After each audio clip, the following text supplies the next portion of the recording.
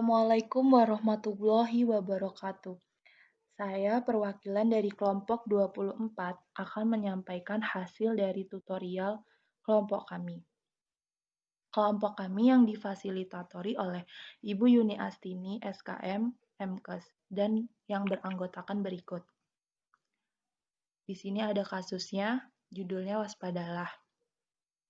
Dari kasus kami mendapatkan hasil untuk yang pertama, yaitu keyword. Keyword yang pertama itu, ibu 35 tahun ke Poli Kebidanan untuk ANC. Yang kedua, ada G3P2A0, usia kehamilan 35 minggu. Yang ketiga, ada riwayat keluarga kakek dan kakak kandung meninggal karena penyakit liver. Yang keempat, ada dokter menyarankan untuk pemeriksaan darah lengkap dan serologi. Di sini kami juga mendapatkan problemnya, yaitu ibu hamil 35 tahun datang untuk ANC. Untuk hipotesanya, yaitu ibu hamil 35 tahun datang untuk ANC karena memiliki faktor resiko hepatitis B. Untuk diagnosis bandingnya yaitu ada hepatitis B dan hepatitis B karir. Nah, di situ ada more info. Lanjut ke Donow. Donow-nya ada 15. Langsung ke learning issue aja. Untuk learning issue yang pertama itu definisi dari hepatitis B. Hepatitis B merupakan infeksi menular serius pada hati yang disebabkan oleh virus hepatitis B. Yang kedua itu ada etiologi dari hepatitis B atau penyebab hepatitis B. Hepatitis B disebabkan oleh virus hepatitis B, VHB. Virus ini pertama kali ditemukan oleh Blambert Pakta tahun 1965 dan dikenal dengan nanoantigen Australia. Virus ini termasuk DNA virus. Lanjut ke faktor resiko. Faktor resikonya itu ada yang pertama, ada usia, jenis kelamin, dan pekerjaan. Untuk faktor penularan resikonya itu dari tindakan, perilaku, dan kebiasaan yang dapat menyebabkan penularan hepatitis, yaitu dengan sering berganti-ganti pasangan seksual, terus tindik telinga, tindik lidah, tindik hidung, melalui transfusi darah, terus jarum suntik bekas, terus mencabut gigi, terus memakai tato, terus dari hemodialisis atau cuci darah, lalu ada akupuntur dan pecandu narkotika. Selanjutnya, yang keempat, pemeriksaan penunjang. Untuk pemeriksaan penunjangnya, yang pertama ada polimerase chain reaction atau PCR. Yang kedua ada pemeriksaan imunologi terhadap virus hepatitis. Dibagi lagi, ada pemeriksaan hepatitis B surface antigen atau HBsAg, lalu ada pemeriksaan antibodi hepatitis B surface atau anti-HBs, lalu ada pemeriksaan hepatitis B envelope antigen atau HBeAg, terus ada pemeriksaan antibodi hepatitis B envelope atau anti-HBe, lalu ada pemeriksaan antibodi hepatitis B core atau anti-HBc berupa IgM anti-HBc. Yang terakhir ada hepatitis B virus desoxyribonucleic acid atau HBV DNA. Nah, di sini gejala klinis dari hepatitis B yang pertama itu apabila ada gejala, maka gejala seperti influenza, gejala berupa demam ringan, mual, lemas, hilang nafsu makan, mata menjadi kuning, kencing berwarna gelap, diare, dan nyeri otot. Pada bagian kecil, gejala dapat menjadi berat dan terjadi fulminan hepatitis yang mengakibatkan kematian. Nah, nomor 6 itu ada mekanisme penularannya. Mekanisme penularan HBsAg terbagi menjadi 3. Yang pertama, intrauterine transmission HBV in vitro. Itu adalah transmission HBsAg melalui intrauterin atau penularannya itu melalui transmisi seluler pada sisi ke sisi janin melalui sel plasenta dan terinfeksi dari transfer darah ibu ke dalam sistem sirkulasi janin. Yang kedua ada intrapartum transmission, Penularannya itu terjadi selama persalinan dan diakui sebagai rute terpenting MTCT HBV. Selama proses persalinan, bayi baru lahir memiliki kemungkinan untuk terpapar cairan tubuh dan darah yang mengandung HBV. Lalu yang ketiga ada puerperal transmission. Penularan nifas berarti infeksi HBV akibat kontak dengan ASI ibu akibat luka kecil dalam mulut bayi. Selanjutnya prognosis. Prognosis VHB tergantung dari berat ringannya penyakit dan komplikasi yang terjadi ya.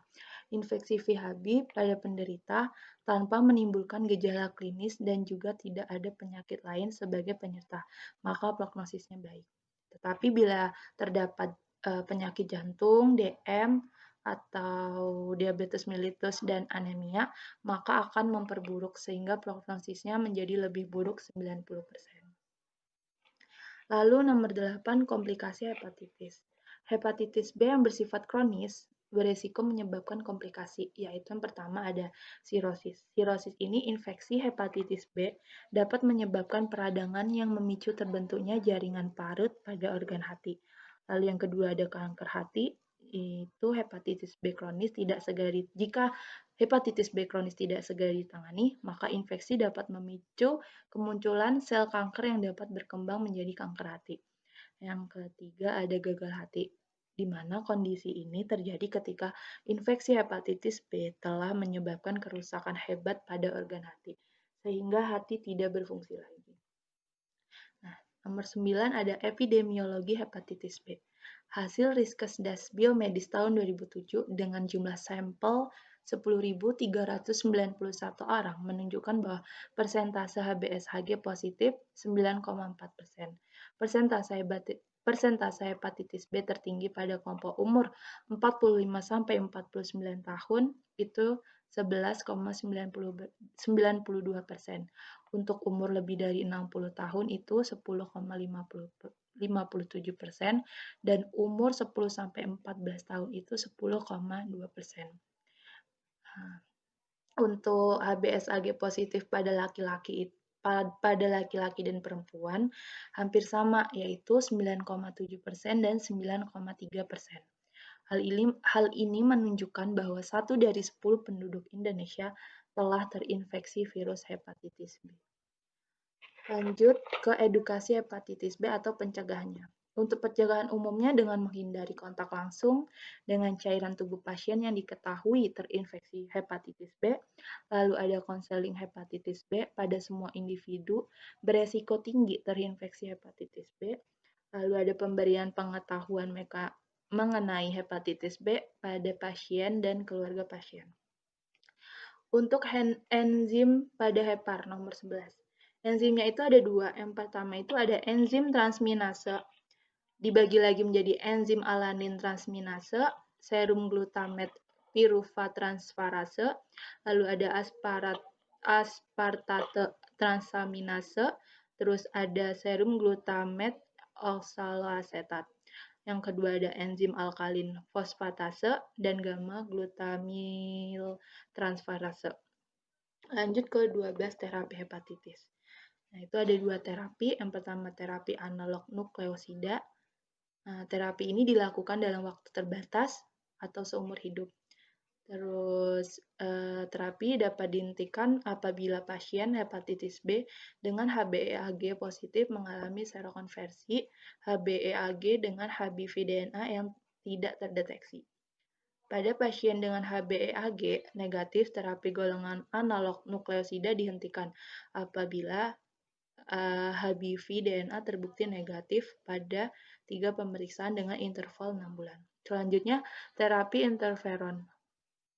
Terapi interferon ini terbatas antara 4-12 bulan. Terapi interferon tidak boleh diberikan pada pasien dengan serotis dekompensanta, gangguan psikiatri, dan wanita hamil. Selanjutnya, untuk pasien HBeAg positif itu diberikan selama 4-6 bulan. Namun pada pasien dengan HBeAg negatif, interferon harus diberikan sekurang-kurangnya selama 12 bulan. Selanjutnya nomor 13 yaitu klasifikasi hepatitis B. Untuk klasifikasi hepatitis B terbagi menjadi 3. Yang pertama, hepatitis B kronik persisten. Yang kedua, hepatitis B kronik lobular. Yang ketiga, ada hepatitis B kronik aktif. Lalu ada klasifikasi hepatitis. Yang pertama ada hepatitis A, hepatitis B, hepatitis C, hepatitis D, dan hepatitis E. Nomor 14. Kapan seseorang terdiagnosa hepatitis? Diagnosis dapat ditegakkan dengan tes fungsi hati serum transminase atau ALT meningkat, serologi HBsAg dan IgM anti-HBc dalam serum. Untuk terakhir nomor 15, nilai normal SGOT dan SGPT.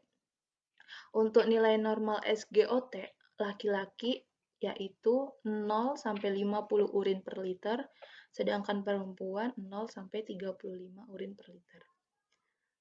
Untuk SGPT nilai normal laki-lakinya yaitu 0 sampai 50 urin per liter, perempuan 0 sampai 35 urin per liter. Sekian dan terima kasih. Bila ada salah kata mohon maaf, kepada Allah saya mohon ampun. Wabillahi taufiq wal hidayah. Wassalamualaikum warahmatullahi wabarakatuh.